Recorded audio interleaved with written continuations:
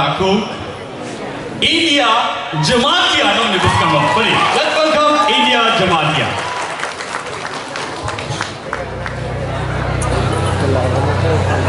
Pilihan daras mengenai atau nak? Indonesia. All audit.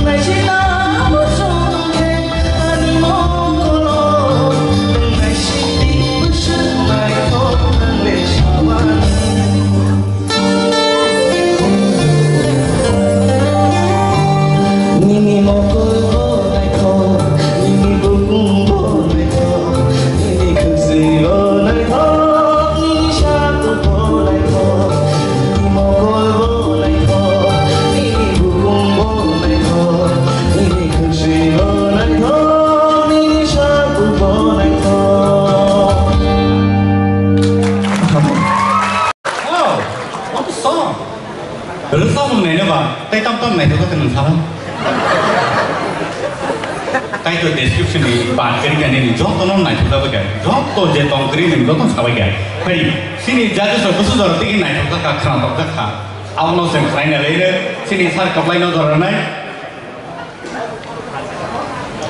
kerana tu kah aku no kisah nut nang yang aku tahu ni karena aku tu sungguh saya melihat nang ke berai tersa bukan nang siang kan ini korang nut nang siang ada yang terkawan aku sama melihat tu kah bersabda Hamad sir. Sini sar Hemant Kumar. Teleke karena aku ni telek paling khas ini style muka kalau खूब naik thok experience खूब naik thok tapi saya aku sekarang korang jod nama kelai dan nogo thangi buat isa topus sama kelai topus kelai sak orang jaga menghayia mendelai topus kelai nol mereka asik baik thai ko tebu thangi nang nai India umat kami. Very good. India apa tuh nang hamza ke lobby le samasi nang habi angna hamza ko haba ke dunia boleh muto nang angna hamza ko mani ekta mule khoran ekta ko kari diba nang mane lobby bono ukotita samna ni no sesta kedi ngate khana tokna nango rak rak ke tamani aru kisah mane koto gi hai hamza yang thane hai sile hambai sir Hey, tahu deh bosor, nol GTA di sini official menu kami terlain naik mana. Hari ini tadi dansa bersama musik sini.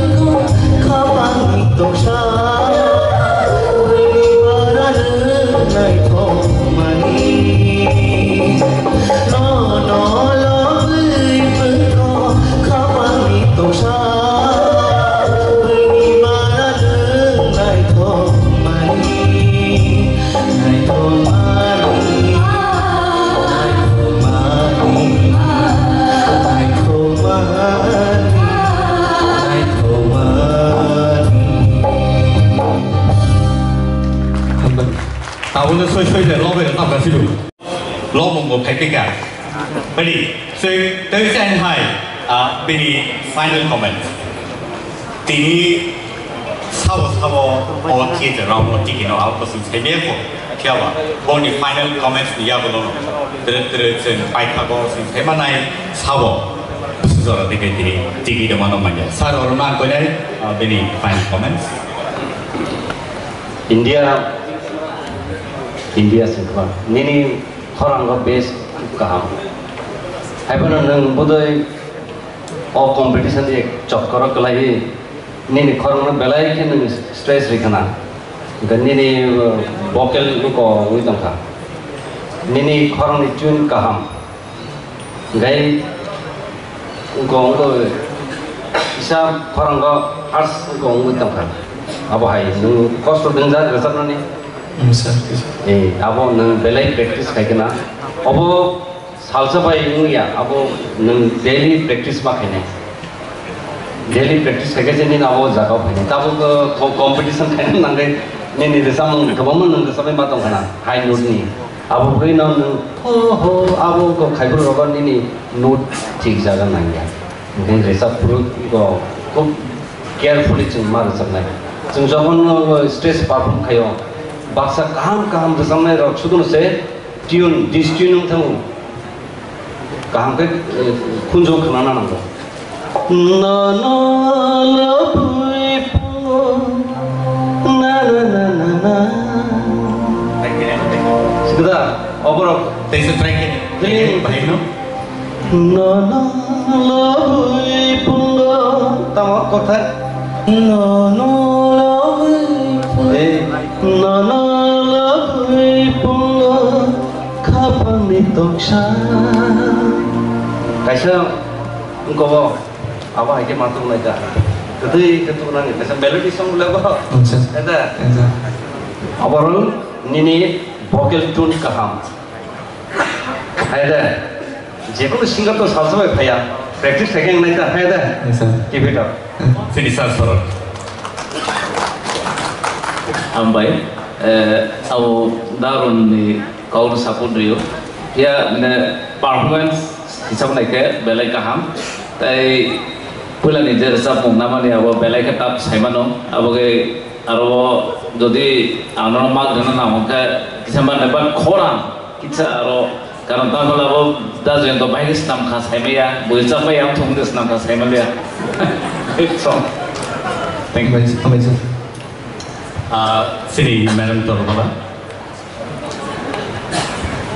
How India to kaham no sabo bo mini expression do bo belai ke kaham hai pano obo to nung tangi no love mani mang nahar ka ara nini takisa sweetness takisa softness soft na nangan khora belai ke through hard ni phai obo to nung khorok sano loboi de samani si ngata kisa soft tumna nangan ngka asuk chiri khoge de sab kai nenga nai to boni sajang nai bore bo kiri jaga si khari thalai ngata kisa softness to bodi ini kuksi go nai to bebak sanai to kan nai to kai no chamongo ning through ma kai nai ngkai se bo nai to kani sai man nai takisa softness to bodi nemni te overall to ning to entertainer emne mosawai ni sakdu mangdu ko loi expression duino ning perform khai to ngo belai ke ham amazing Belai hambai.